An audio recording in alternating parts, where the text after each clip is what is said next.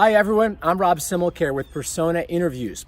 There's a big election in Israel this week, one that will determine not just the future of that nation, but also will have a big impact on the relationship between American Jews and Israel. I sat down today with Rabbi Michael Friedman of Temple Israel here in Connecticut to talk about it.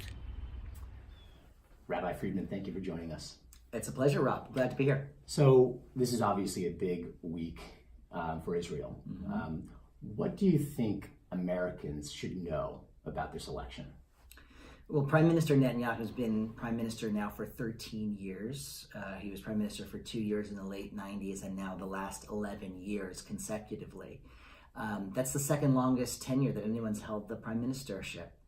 And this election will determine whether Israel is going to continue in the same direction, continue on the same path as it has been for the past decade and more under his leadership, or is going to go a slightly different direction. Not a radically different direction, mind you, but a slightly different direction in the coming years. We over here mostly hear about two things. We hear about the Palestinian dispute and all the elements of that. And then we've also heard some things about Netanyahu himself and his personal issues, corruption, things like that. Are those the main issues that this election is really being driven by in Israel? Yes and no.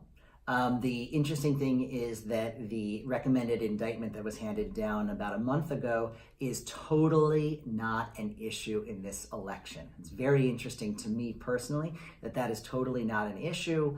In fact, Prime Minister Netanyahu has actually used that as a way of gaining support. Look, they're all against me. You know, those who are with me should be with me. Everybody else is against me. Wow. So he's used that as a way Sounds of gaining familiar, support. perhaps, to some of us here in the States.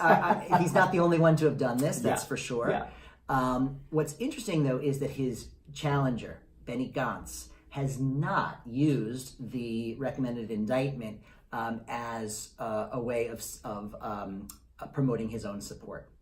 He really hasn't focused on that in his speeches or in his campaign ads. With regard to the peace process, the Israeli-Palestinian conflict, a potential two-state solution, this is where this has been much more of a present issue in the campaign, not surprisingly, but not in the way that many Americans would think. So if you go back 20 years, there was a big right-left divide in Israel between we should make peace with the Palestinians, we should not make peace with the Palestinians. Today, the move toward Palestinian statehood is a fact on the ground. It's a question of how quickly Israel wants to move in that direction. Prime Minister Netanyahu has moved very slowly and haltingly, and some people even feel sometimes taken steps backward from that. And his campaign is essentially a campaign to continue with the same policies in the name of security. His challenger, Benny Gantz, is a former IDF chief of staff, which is the highest military rank in Israel, and two of his main allies in his party are also former IDF chiefs of staff. So there are three of the men who've held this position within the past 15 years. And that's their way of saying, and what they are saying to the Israeli voting public is, no one is stronger on security than we are. We've spent our lives defending the people and the state of Israel. And at the same time, we don't want to live in an Israel where there is no hope. So the current path... No hope of a real solution. No hope of a lasting peace. Of somehow finding ways for these two peoples, the Israelis and the Palestinians, to live together, side by side, I should say, to live side by side in both peace and security. They're not saying we're going to go and negotiate tomorrow. They're questioning whether there is a true partner on the Palestinian side, but they are saying that we cannot live without hope. Prime Minister Netanyahu has done some things during this election that have raised some eyebrows here in the States when it comes to issues regarding Arabs and the role of Arabs in Israel. He's made statements that really Israel is a state for the Jewish people, exclusively so, essentially. He brought some extreme right-wing elements into his coalition as well. What are you hearing from people in your congregation? You are the head of a Reformed congregation here in Connecticut. I don't know the politics of your group, but if I had to guess, knowing a lot of them, a lot of them are probably more on the liberal side. What are you hearing from people in your congregation about some of the things Netanyahu has done in the run-up to this election? Netanyahu is somewhat of a divisive figure among American Jews. I mean, among Israeli Jews too, for sure, but among American Jews, there are people who love him and support him strongly, and there are those who really do not like him. I guess that could be said of any national leader. He has, there's no question that he has used fear tactics to stir up support among his base. Did this in the last election in 2015. In fact, on election day, he famously said Arab citizens are flocking to the polls. It's a way of encouraging his own supporters to come out and vote. And he hasn't said exactly that in the run-up to this election as we sit here today, but he, in the late stages of the electoral race, he has said other things that are, I would say, messages to the far right in Israel, encouraging them to jump on his bandwagon and vote for him. It's been difficult for many American Jews who are not necessarily Netanyahu supporters to watch the Prime Minister of Israel use what we feel are discriminatory tactics or even racism in the process of this election. Yeah. And so during this period, you've got an American Jewish population that, statistically speaking, overwhelmingly voted against Donald Trump. The stats I've seen are 70% plus. These are not exact, but that's right. Those have been the numbers that have been out there. In the 2018 congressional election, the stats I've seen is Jews overall across the country, across all denominations and identities, voted about 80% Democratic in the 2018 congressional election. So you've got that landscape here, yet you also have a relationship between President Trump and Prime Minister Netanyahu, which can only be described as extremely friendly, very close, symbiotic, one might argue. Netanyahu has plastered billboards of himself with President Trump all over Israel. And President Trump's, his ratings in Israel, he would kill for them here in the United States. He is extremely popular in Israel.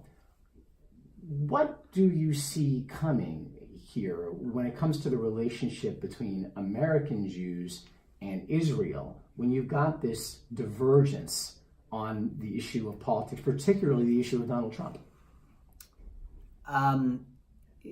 One thing that bears noting is that Prime Minister Netanyahu has not only trumpeted, I'll call it, his relationship with President Trump, he's been very forceful and out front in his relationship with other world leaders, other powerful world leaders. And part of what he's saying to the Israeli populace is not just that I'm close with President Trump, but he's saying I'm close with President Putin. He's saying I'm close with some of the leaders of the Gulf states who have a lot to say about security and stability in Israel's region and other nations around the world. Part of his campaign is saying, I have been prime minister now for 11 years in a row, and I've spent that time building important relationships with the state of Israel with the most powerful people and the most powerful nations in the world. So I would say that it's not just for Prime Minister Netanyahu about President Trump. It's about Xi Jinping of China as well, for example. Certainly, it's about President Putin. The relationship with Obama was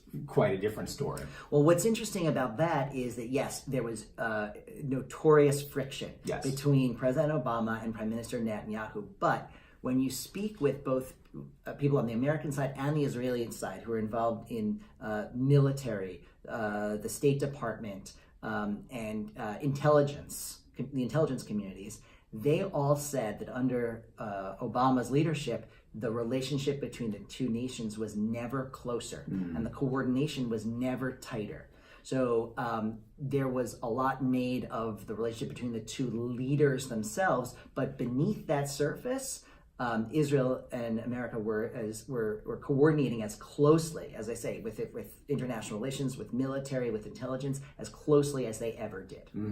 So, and that's the story that doesn't get reported very much. So sometimes you get there's a PR story on one level, and then there's what's really going on Exactly. There's something else. A lot's been written lately about there's some sort of split happening between American Jews and Israeli Jews politically. Do you think that's a real thing, or do you think too much is being made of that?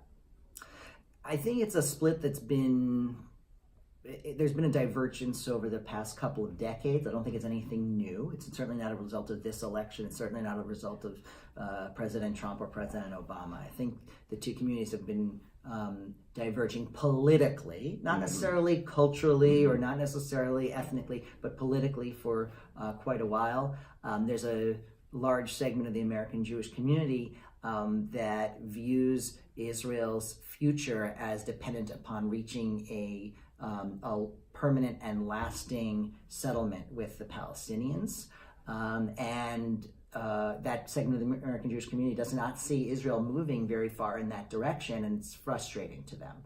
And that's why I say that politically we've been moving farther apart, although I would say certainly in our congregation people feel very strongly about Israel, people love Israel, people are excited to visit Israel and care a lot about what's going on there, even if they might remain frustrated by the what they see as the most important political issues.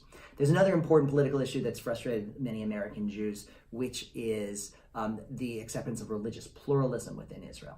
Within Israel, Orthodox Judaism is given a religious monopoly. That goes back to the earliest days of the state, 70 plus years ago. And Reform and conservative Jews we don't necessarily see our values, our religious values being accepted in the public sphere. Some in Israel would say if you're not Orthodox, if you're Reformed or conservative, that you're not truly Jewish. Some would say that. But the fact remains that outside the land of Israel, the majority of the Jewish population is not Orthodox. Even within the land of Israel, the state of Israel, the majority of the Jewish population is not necessarily Orthodox observant. The majority of the Israeli population is secular. So when it comes to issues like civil marriage, when it comes to issues like egalitarian prayer space, especially in Jerusalem, especially at the Western Wall, there's a significant divergence between the current policy of the state of Israel and the way most American Jews live their lives. I know you're about to head over there, so I wish you a very safe trip and a fruitful one. Thank you. Thank you for spending some time. It's a pleasure. Hope we can do this again. You're welcome back anytime. Thank you very much.